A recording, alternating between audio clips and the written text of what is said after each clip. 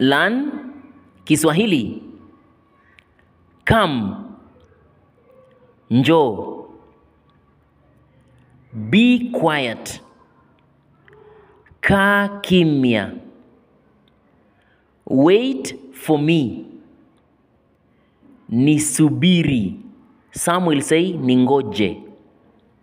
Look at me. Niangalie.